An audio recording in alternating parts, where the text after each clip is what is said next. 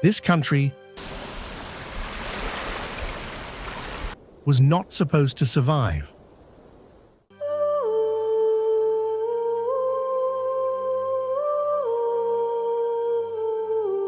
Silence.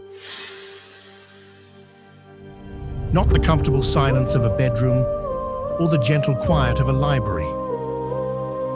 This is the silence of a place that has outlasted every empire that ever tried to claim it. The Sahara at 4 in the morning. No light pollution for 300 kilometers in any direction. Above you, the Milky Way is not a smear or a suggestion. It is a highway, a literal road of light, cutting the sky in half, so dense and so close that you instinctively reach up, and for one strange second, alone in the dark, on top of a dune, the height of a 15-story building, you genuinely believe you might touch it. This is Morocco.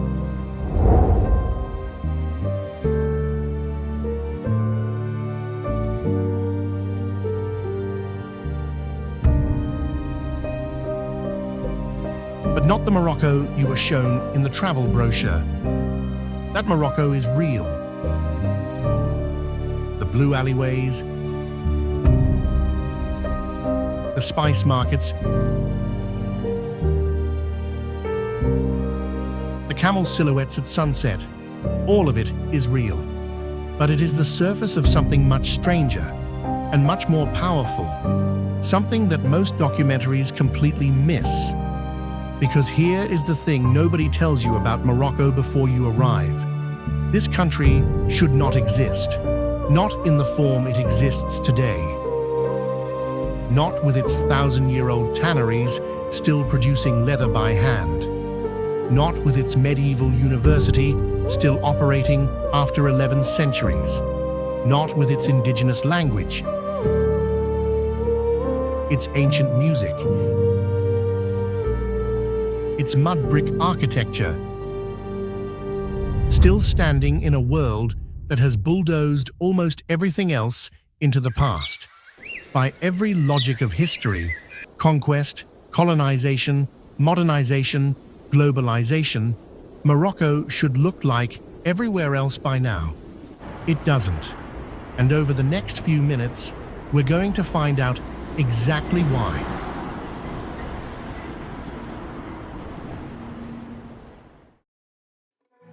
From up here, Fez looks like a mistake. 9,000 alleyways folded into each other like a document someone crumpled and forgot to throw away. No grid. No logic a modern urban planner would recognize. No roads wide enough for a car. No straight lines anywhere. And yet 1,200 years later, 200,000 people wake up inside this maze every single morning. Buy bread from the same baker their grandfather used.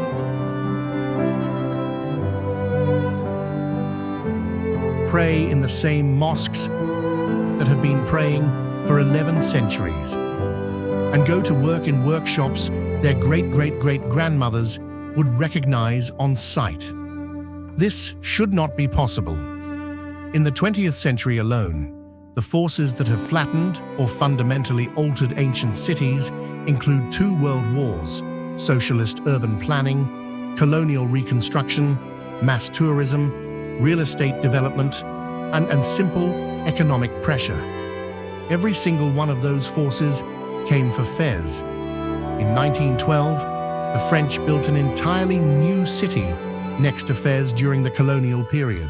Wide boulevards, European architecture, and modern infrastructure, specifically designed to pull life away from the old Medina.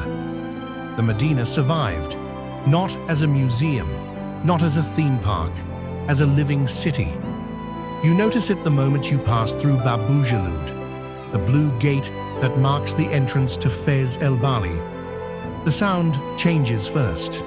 The noise of the modern world, engines, horns, recorded music from speakers, cuts off as if someone threw a switch. What replaces it is a sound that genuinely has no modern equivalent. The layered percussion of an ancient city at work. Hammers on copper.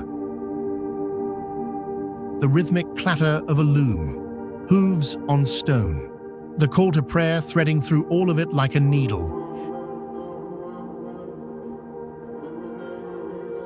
Then comes the smell. Bread from clay ovens, cumin, sawdust, leather. And underneath everything, the faint mineral sharpness of water running through channels cut into the stone 1,000 years ago.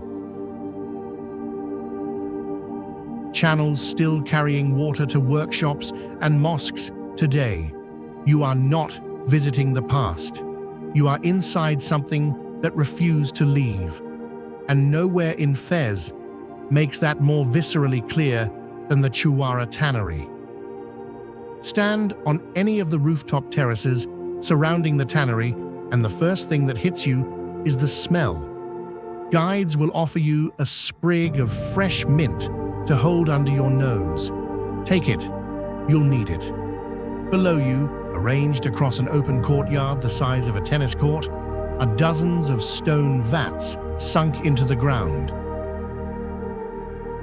Some are filled with a chalky white liquid, a mixture of water, quicklime, and pigeon droppings. This is the soaking bath, the first stage of a leather production process that has not changed in over 1,000 years. The pigeon droppings are not incidental.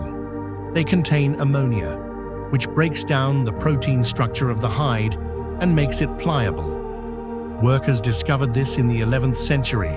They still use it today for the same reason, because nothing works better.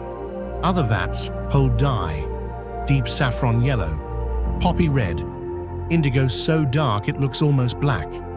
Men stand waist-deep in these vats, pushing and turning hides with their bare feet, their legs stained from years of contact with natural pigments. No machines, no shortcuts. The leather that emerges from this process, soft, rich, and durable, is sold around the world and is still considered among the finest handcrafted leather in existence. Think about what it takes for a production method to survive 11 centuries. The Roman Empire rose and fell. The Mongols swept across Asia. The Ottoman Empire expanded and contracted. The Industrial Revolution mechanized the world. Chemical processes automated what hands used to do. Every single force of modernization said to the Chouara tannery, "Your time is over." The tannery looked at all of that and went back to work. But Fez is just the beginning of what Morocco decided to keep. The survival of Fez is not just about resistance. It is about what happens when a city decides that its identity is more valuable than its convenience. Fez is inconvenient in every measurable way. It is impossible to navigate, and deliveries happen by donkey because nothing else fits. Summer temperatures inside the Medina can be brutal. The infrastructure that modern life runs on, broadband, air conditioning, plumbing in every home, is patchwork at best. And still, people stay. And still, artisans learn their craft from their fathers. And still, the university that has been operating since 859 AD continues to function in the same building where scholars debated astronomy, medicine, and law when the rest of the world was still in the Dark Ages. That university was founded, by the way, by a woman. Fatima al-Fihri was the daughter of a wealthy Tunisian merchant who had settled in Fez. When her father died, she inherited his estate. She spent the entire inheritance, every dirham, on building a place of learning that would be open to anyone, regardless of background. The result was the University of Al-Qarawiyyin, which the Guinness World Records recognizes as the oldest continuously operating university on Earth. Oxford would not be founded for another 200 years. The library at Al-Qarawiyyin holds manuscripts that have never been digitized, never been translated, never been seen by most of the world's scholars. Among them, a 9th century Quran, written in gold ink. Early texts on astronomy that predate European astronomy by centuries. A collection of medieval geographic manuscripts that mapped the known world when most European cartographers still thought the Earth was flat. These documents exist because Fez survived. And Fez survived because its people decided, generation after generation, that some things are worth more than modernity. That is not nostalgia. That is defiance.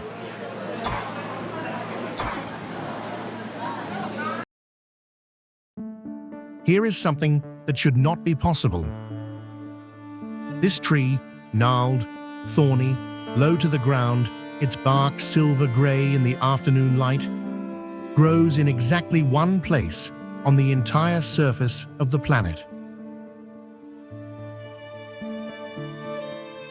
Southwestern Morocco and a thin sliver of western Algeria.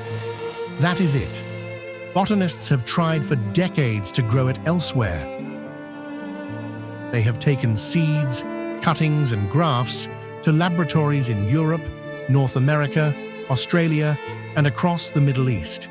They have controlled the soil chemistry, the humidity, the temperature, and the light. They have tried everything science knows how to try. The argan tree grows in Morocco and nowhere else. Period.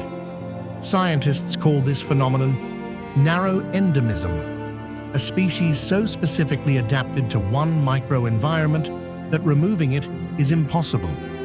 The argan tree needs this particular soil. It is this particular climate, this particular ecology. It is not stubborn. It is precise. The argan tree has been here for at least 80 million years, predating the Atlas Mountains themselves. Now consider what this tree produces.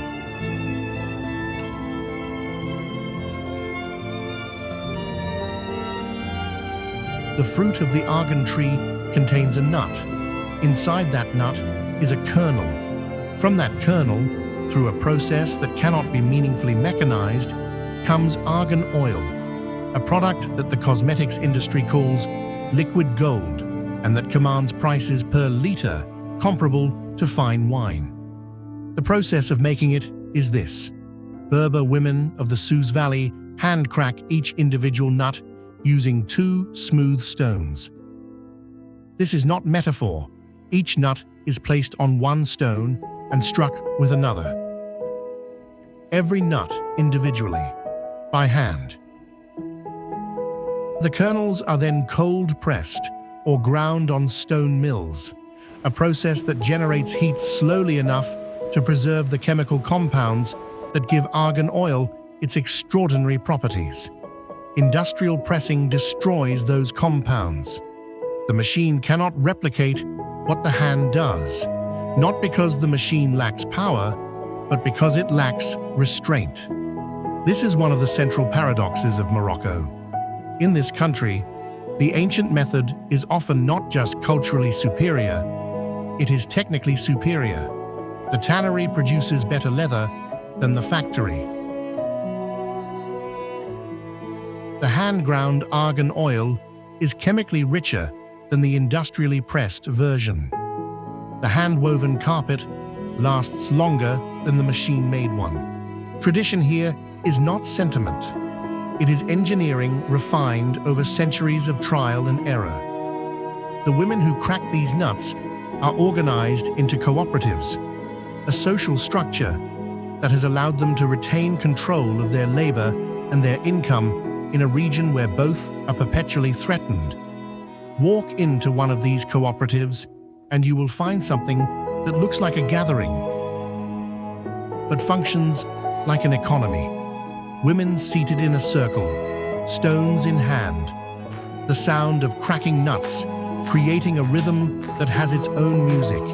They talk while they work. They sing while they work, and the product of that work ends up in luxury beauty counters in Paris, New York, and Tokyo. The argan tree cannot leave Morocco. Morocco will not let the knowledge of how to use it leave either.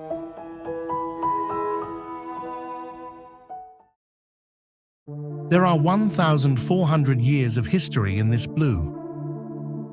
Stand in one of Chefchaouen's alleys at dawn before the tourists arrive and look up.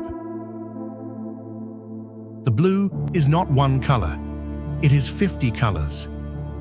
Cobalt at the base of the walls, where the paint is oldest and thickest. Turquoise, where someone repainted last spring.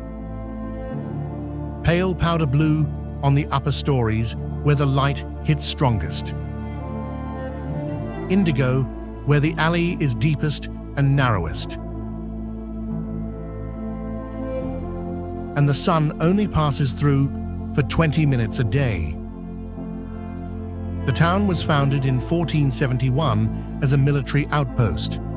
Then, in 1492, history's most famous year, the year Columbus sailed west, the year the last Muslim kingdom in Spain fell to the Catholic monarchs, refugees began arriving. They came from Seville, from Granada, from Cordoba. Cities their families had lived in for generations, sometimes centuries. And they were expelled not because they had done anything wrong, but because they were the wrong religion in the wrong country at the wrong moment. Some were Jewish, some were Muslim. All of them carried everything they could, and what they carried was not just possessions. They carried architecture, they carried music, they carried recipes and languages and ways of laying out a courtyard. They carried the memory of cities they would never see again. When these refugees reached Chefchaouen, they built. And what they built looked like what they had lost. Whitewashed walls, inward-facing courtyards cooled by fountains, narrow streets designed to break the wind and shade the walker. The architecture of Andalusia, reborn in the Rif Mountains of northern Morocco. Over time, those walls turned blue. Nobody fully agrees on why. Some say the Jewish community brought the tradition, blue representing heaven, divinity, the infinite. Some say it repels mosquitoes. There is some evidence for this. Some say it keeps the buildings cooler. But for the descendants of the Andalusian refugees, the blue holds a different meaning. It is the color of the sky over a city they lost. Today, Chefchaouen is one of the most photographed cities on Earth. Its image crosses social media millions of times a year. Travelers come specifically to take photos in its blue lanes, and there is something both beautiful and quietly painful about that. All those images of a city that exists as an act of remembrance for a loss most of the world has forgotten. When you walk through Chefchaouen knowing this, you do not see a picturesque blue town. You see 500 years of people deciding that beauty is a form of survival. That if you cannot go home, you build home wherever you land.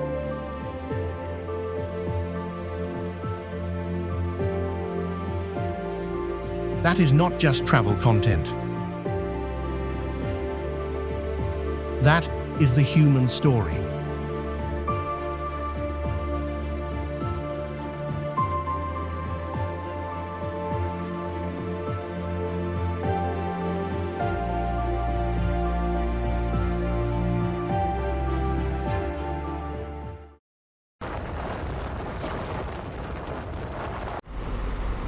Everything you believe about the Sahara is wrong.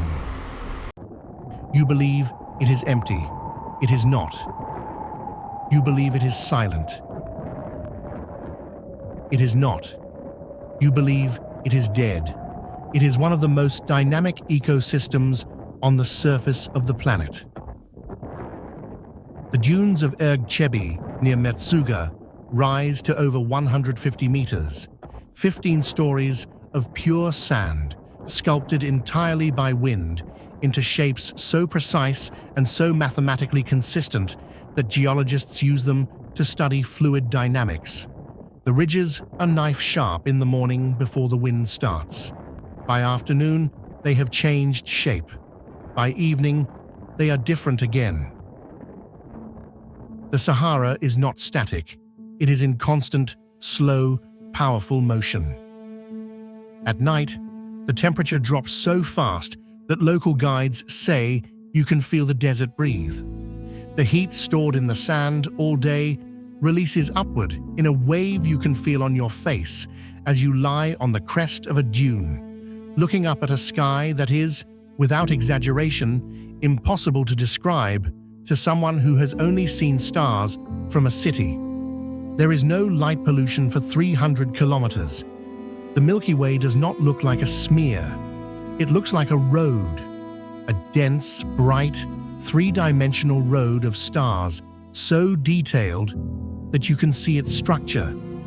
The brighter core, the fading edges, the dark lanes where dust clouds interrupt the light. It is the same sky humans have been looking at for 100,000 years from this same desert. This is what the sky looked like to everyone, everywhere, before electricity. And then there is the sound. On certain nights, when conditions align, the temperature, the wind speed, each the angle of the slope, the dunes sing. This is not metaphor. Erg Chebi is one of fewer than 40 locations on Earth where the phenomenon called singing sand occurs. As wind moves over the upper crust of the dune and triggers a cascade of sand down the face, the friction between billions of individual grains of quartz creates a resonance.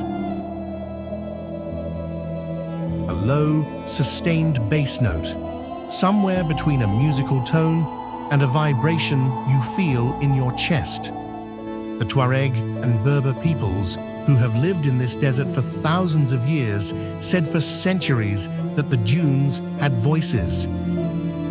Geologists spent decades assuming this was legend. In the 1990s, acoustic researchers confirmed the physics. The legend was accurate all along. But the Sahara is more than spectacle. It is, and always has been, a road.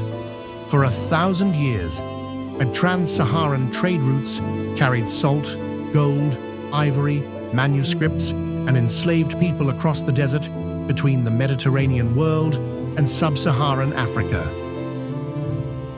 Morocco sat at the northern end of those routes. Marrakesh was not built where it was built by accident. It was built at the precise geographical point where the desert routes from the south met the mountain routes from the Atlas and the coastal routes from the Atlantic. Every Moroccan imperial city is, in the end, a node on a trade network that the desert made necessary. The cultural evidence of those routes is everywhere in Morocco, if you know how to look. In the music called Nawa, which carries rhythms, instruments, and spiritual practices from West Africa, brought north by enslaved people across the Sahara, just then blended with Amazigh and Arab elements into something entirely new. In the architecture of the Kasbahs that dot the pre-Saharan valleys, mud brick fortresses that functioned as the rest stops and trading posts of the ancient world. In the date palm oases that appear in the desert like biological miracles, sustained by underground water systems that in some cases were engineered 2,000 years ago. The desert did not separate Morocco from the world.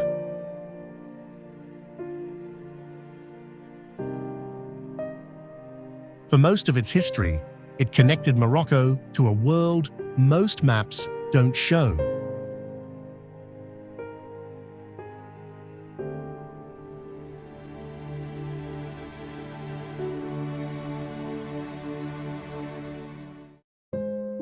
There is a moment in Marrakesh that happens every single evening and has been happening every single evening for approximately 900 years. The sun touches the top of the Koutoubia minaret, 77 meters of 12th century stone that still defines the skyline of a city of 1 million people, and the square below it begins to transform. Jemaa El Fna is, in technical terms, a public square. In practice, it is the longest-running performance in human history. It has been operating as an open-air theatre since the 11th century. The players change, the traditions do not. Food stalls materialize from nowhere, their smoke rising in columns visible from blocks away. The smell of cumin and grilled meat and fresh orange juice layered together is specific to this square and no other place on earth. And storytellers, halaikia, gather crowds with stories told in Darija, the Moroccan Arabic dialect, gesturing and shifting their voices, holding attention through nothing but the power of narrative, exactly as their predecessors did before microphones existed. Snake charmers play flutes at cobras that cannot actually hear the music. The cobra responds to the movement of the instrument, not its sound, in a demonstration of behavioral knowledge accumulated over centuries of practice. On the edge of the square, itinerant dentists lay out their tools alongside rows of extracted teeth, physical evidence of their work, and offer extractions to people who cannot afford or access formal dental care. This practice predates modern medicine by centuries. It continues today, not because Morocco lacks dentists,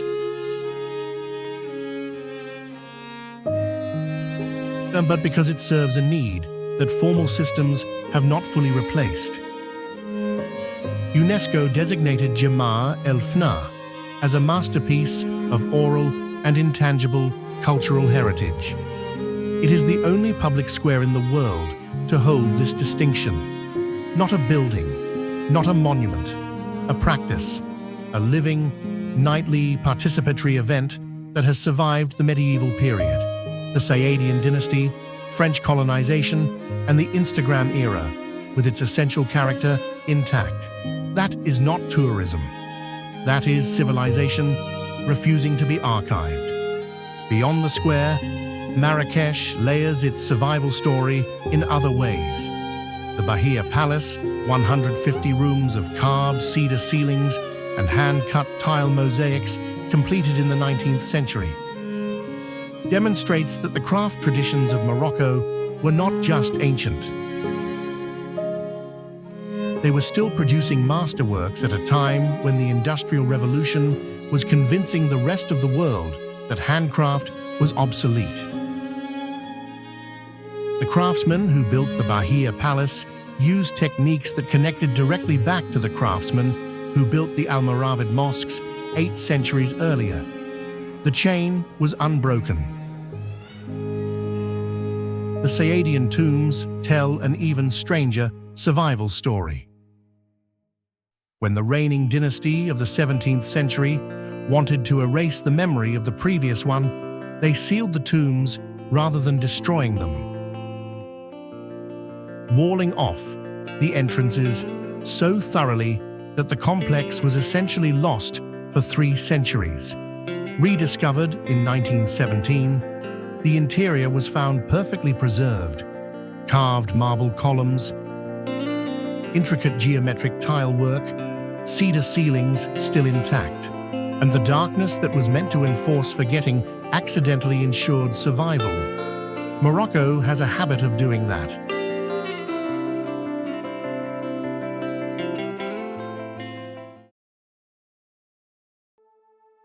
Stand at Cap Spartel, the westernmost tip of North Africa,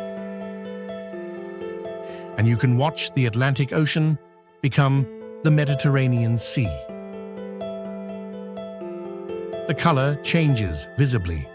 The deep gray-green of the Atlantic driven by cold currents from the north, meets the warmer, calmer blue of the Mediterranean in a line that is not perfectly clean, but is absolutely real. Two different bodies of water, two different temperatures, two different histories, meeting at a point of land that has been watching this collision since before humans arrived to notice it. Tangier is 14 kilometers from Spain. On a clear day, you can see it. For most of history, that 14 kilometers was one of the most consequential stretches of water on Earth, the passage through which armies, merchants, refugees, and ideas moved between Africa and Europe for 3,000 years. Though in the 20th century, Tangier held a unique political status that made it one of the most genuinely strange cities in the world. Between 1923 and 1956, it was administered jointly by 9 nations simultaneously: France, Spain, Britain, Italy, Portugal, Belgium, the Netherlands, Sweden, and the United States, in an arrangement that made it technically sovereign territory of no single nation. This legal ambiguity created an atmosphere of permissiveness that attracted spies, artists, writers, and people fleeing various kinds of trouble. William S. Burroughs, whose novel Naked Lunch shocked the world and changed modern literature, wrote it here in Tangier, drawn by a city that operated outside the rules of any single nation. Tennessee Williams, the playwright who gave the world a streetcar named Desire, came for the same reason. Paul Bowles, the American novelist and composer, came and never left, spending 50 years documenting Moroccan music, translating Moroccan stories into English, and ultimately choosing to be buried in the city that became more home to him than anywhere else on Earth. And Henri Matisse, one of the greatest painters who ever lived, and visited twice and encountered something in Tangier's light, a specific flat white Mediterranean quality found nowhere else in Europe or Africa, that permanently changed the colors he used for the rest of his career. 4 of the 20th century's most important creative minds, all drawn to the same city, all permanently changed by it. That is not coincidence. That is Morocco doing what it has always done, revealing something to those who stay long enough to look. Before all of them, Tangier produced one of the most remarkable travelers in human history. Ibn Battuta was born here in 1304. Over the following 30 years, he traveled approximately 117,000 kilometers to Mali, Persia, India, China, the East African coast, and across the Byzantine Empire. He visited every significant Islamic court of his era and recorded everything he saw in a document called the Relic that remains one of the primary historical sources for the 14th century world. Marco Polo, by comparison, traveled about 24,000 kilometers. Ibn Battuta's journey began, as many Moroccan stories do, with a refusal to stay in one place when the world was that large and that unknown. It is a characteristic that recurs throughout Moroccan history, not passivity in the face of geography, but navigation of it.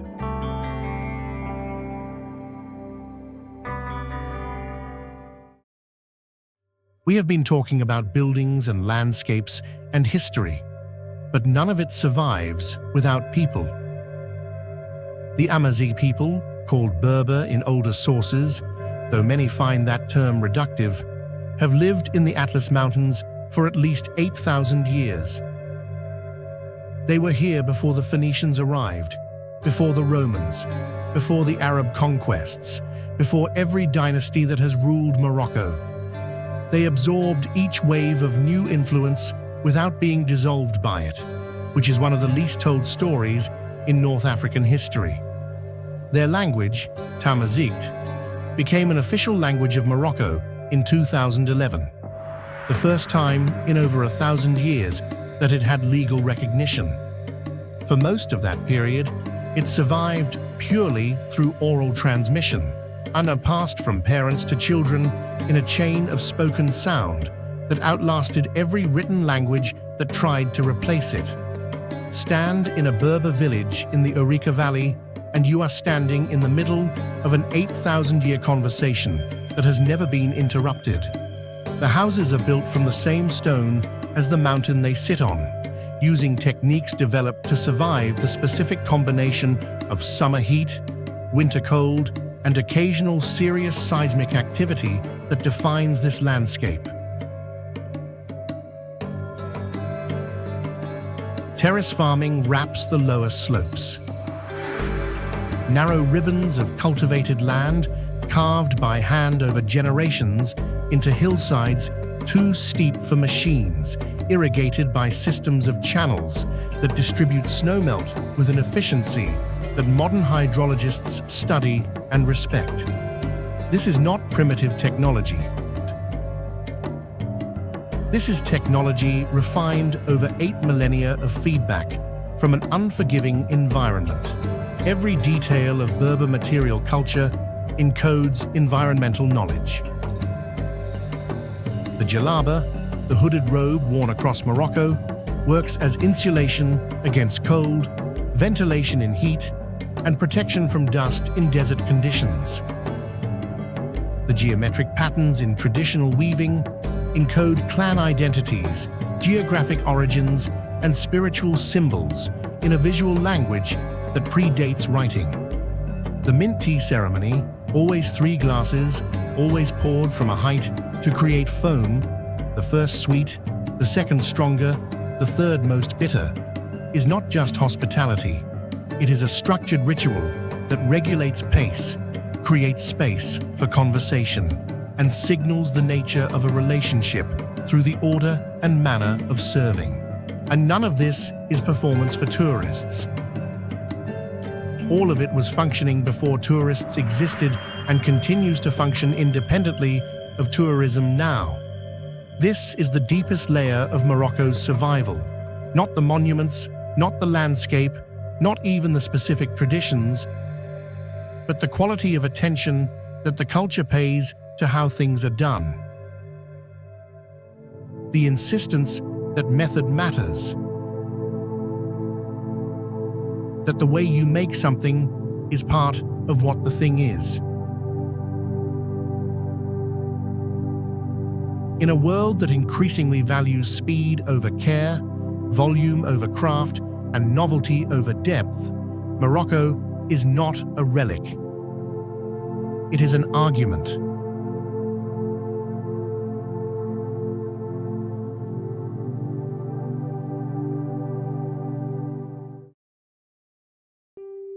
We came here with a question.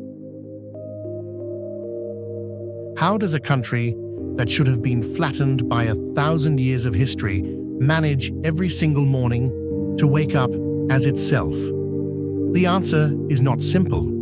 It is not one thing. It is a woman cracking argan nuts on a stone, the way her grandmother taught her, because the machine makes a worse product.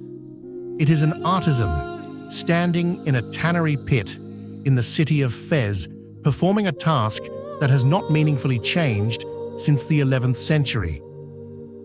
Not because change is forbidden, but because the craft works. It is a city painted blue in the colors of a sky over a place that no longer exists. Built by people who refuse to let what they loved disappear completely. And it is a square that turns into a theater every night because 900 years of people decided that live storytelling matters and kept showing up to prove it. It is a desert that sings.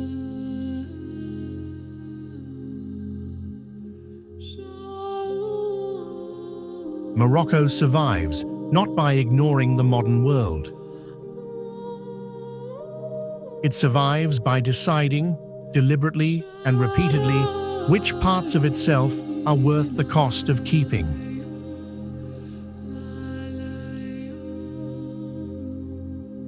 That is not the same as refusing to change.